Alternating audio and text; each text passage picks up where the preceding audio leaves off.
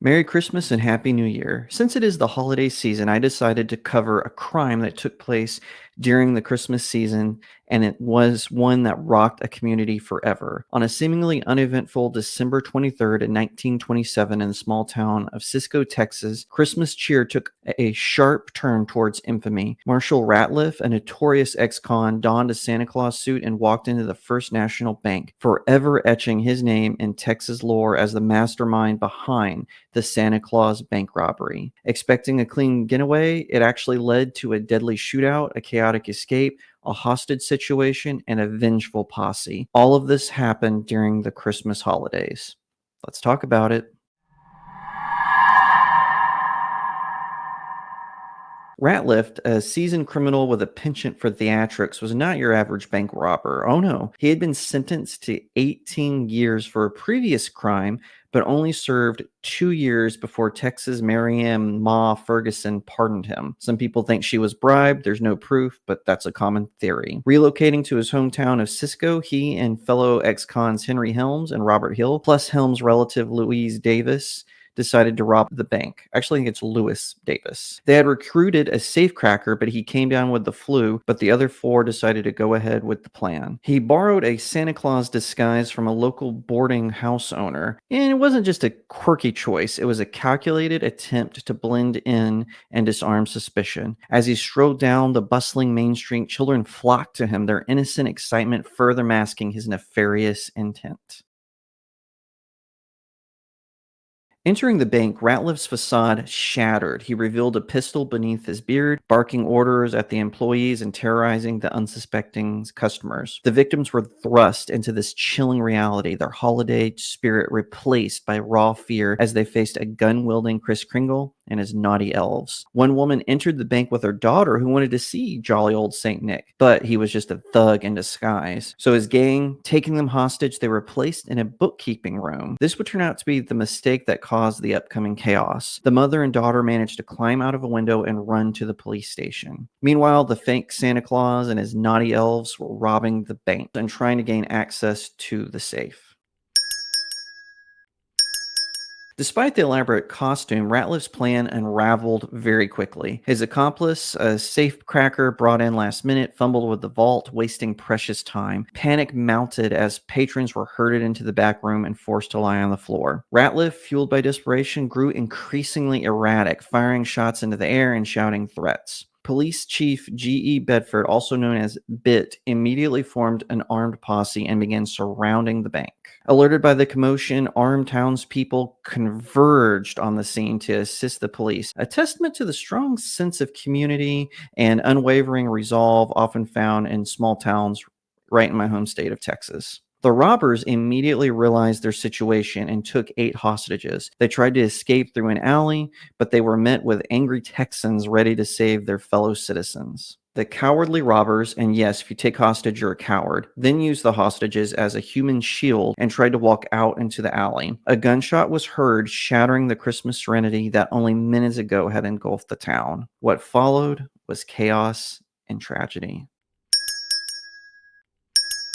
The gunshot led to a shootout where several civilians were wounded, and despite the flurry of gunfire, the robbers managed to get to their car. As they escaped, they fired into the crowd with an angry mob of Texans in hot pursuit of their vehicle. In the aftermath of the shootout, the police chief Bedford and one of his officers were mortally wounded, dying several hours later in the local hospital. They were a testament to the heroism that many police officers have in these kinds of situations. Good for them for protecting their community. Despite reaching the car, the men took 2 little girls hostages and realizing that the posse was not giving up their pursuit, they poured nails along the road to slow them down, but soon realized a bullet had punctured their gas tank. The robber then seized a car from a family, but Lewis was critically wounded as they transferred the hostages and loot into their car. However, Davis passed out and they could not find the key to the new car with it being hidden by the family. That was quick thinking on their part. They decided to leave Davis behind. No honor among thieves, right?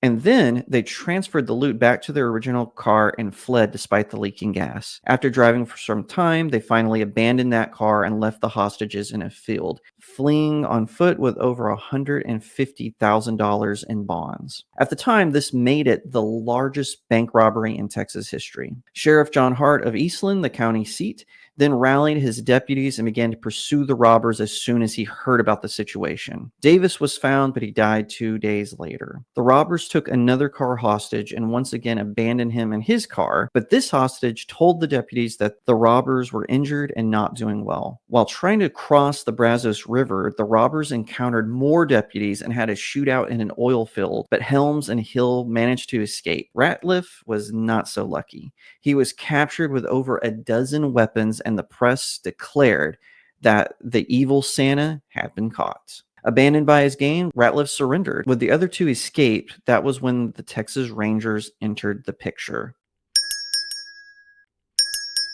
Ranger Captain Tom Hickman and Ranger Sergeant L.T. Lone Wolf Gonzalez led a posse of over 100 men to capture Santa and his naughty elves. The plan was to not let them rest, and it seemingly worked. After being noticed by some civilians in Graham, Texas, the men surrendered when the posse reached them at a boarding house on December 30th. The caper was over, but a community demanded justice for their stolen, hard-earned money and for the tragic deaths of their police chief and his officer who died trying to stop Santa and his naughty elves.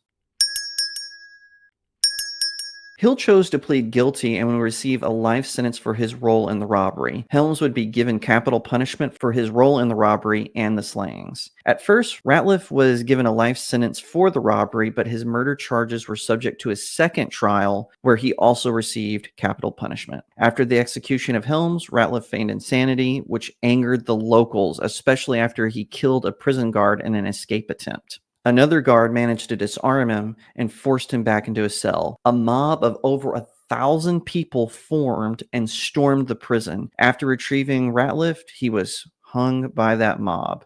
No one was ever arrested for this lynching. His mother would claim his body and hold a funeral in Fort Worth, where, coincidentally, a Christmas parade passed by with a Santa Claus at the lead. As for Hill, he attempted 2 escapes before becoming a model prisoner. He was granted a pardon by then Texas Governor John Connolly under recommendation by the Lone Star State's Board of Pardons and Paroles. So in Texas, the governor can't just pardon someone. They have to use this board to do it. And what is with all these Texas governors giving murderers, time off?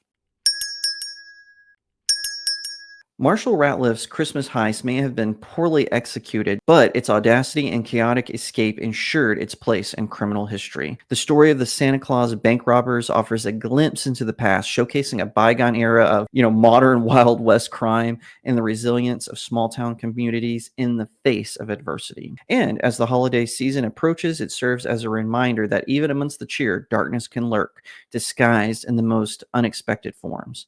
And as an aside, if you'd like to know the bank, it now serves as a museum dedicated to the robbery. Would you like to hear more about bank robberies? Let me know in the comments. Thank you for watching. I hope you learned something from this video. If so, be sure to like, share, and subscribe here at StudioJake After Dark. Don't forget, you can support me on my locals community. The link is in the description. I hope you have a very Merry Christmas, and always remember, Jesus is the reason for the season. And don't forget to ask, what happens when you turn out the lights?